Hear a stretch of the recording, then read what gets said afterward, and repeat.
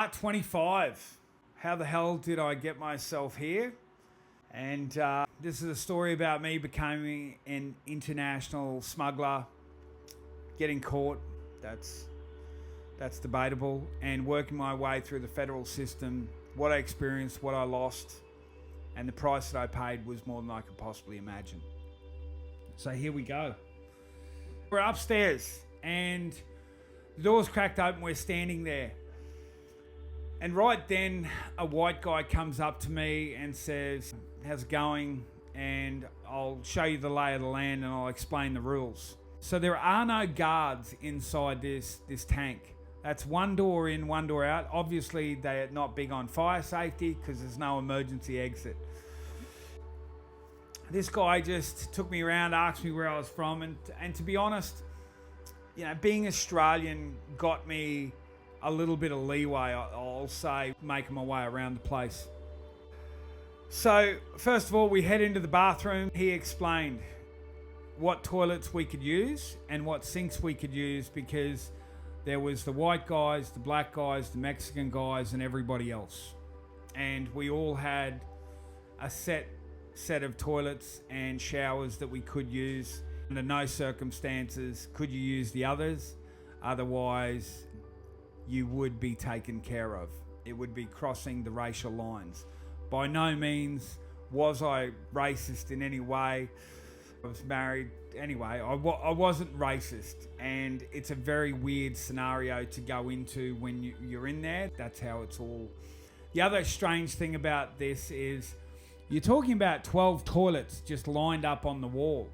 There are no doors, there are no walls. These guys are very ingenious. So what they'd actually done is that they'd ripped a trash bag or a garbage bag down and broken it down. They'd weaved almost like string out of it, and then they'd gotten soap and then pushed the soap onto the tile. So the garbage bags, like this whole room was essentially with garbage bags, so that you had a little bit of privacy between you and the bloke doing a number two next to you. That's all it was like literally a garbage bag. Everyone is the same. You don't want to look at somebody else while you're using the bathroom. And up to about here, so you can duck your head down. But I will say, in that time, I don't believe I went to the bathroom in that tank. But that's where that was. The showers were the same. They were just 12 nozzles all lined up on the wall. Sinks were the same. No privacy. Your dignity is literally out the window at this point. He's showing me the tank. They called it the tank. And it was like a neighborhood.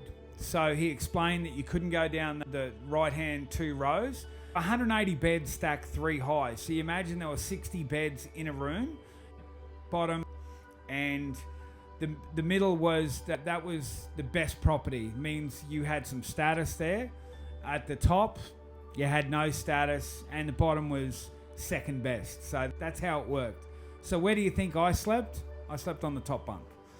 And they never turned the lights out. Let me just say that. You didn't know, there were no windows. You didn't know what time of the day it was. You only knew what time of the day it was by the meals.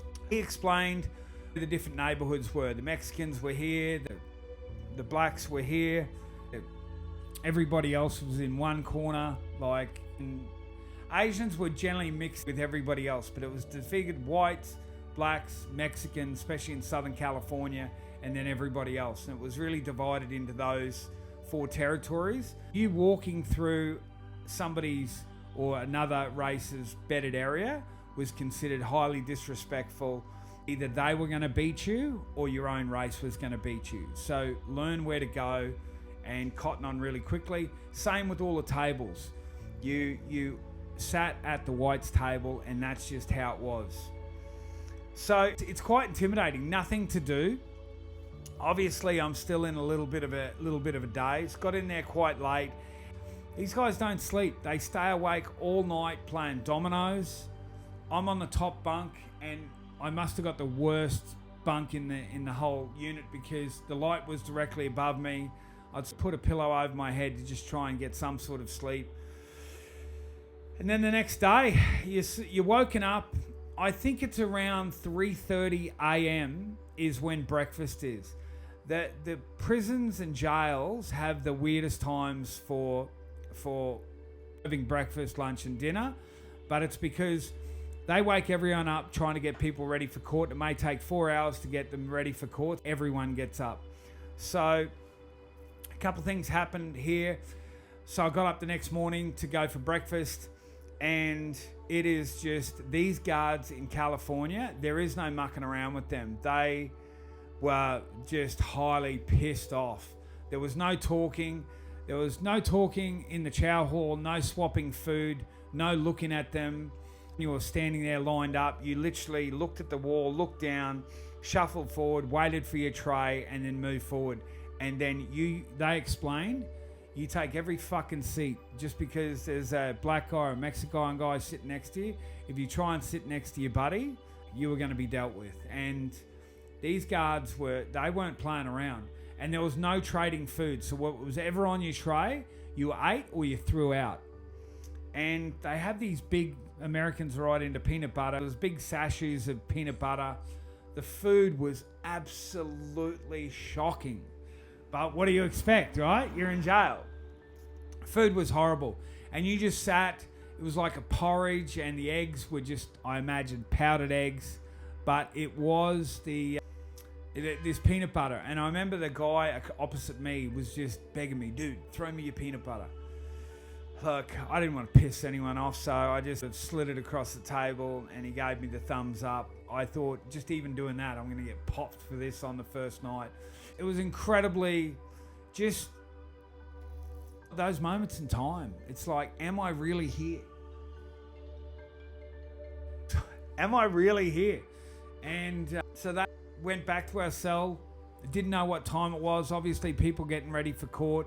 And then over the next couple of days, that's what it was like. It was just breakfast at 3:30, lunch would have been around 11 o'clock, dinner would have been about 2:30, 3 o'clock, and then that was it. People moving in and out of the cell, and it's just the different people that you meet. I remember one guy getting dropped off into the cell, and he wanted to make a statement. So he came in, this big black guard came in, dropped him off. He instantly walked in the door, took off his shirt, and right across the front he had white power. Turned around to the guard, and the guard just said, "Good luck in here, buddy." And those were the sort of characters that you were getting in there. It was crazy. There were fights. They'd go into the showers and fight. It was truly an eye-opener. Days actually turned into weeks in there. I didn't know where I was going, had no clue on the next step. It was just meeting all these different characters.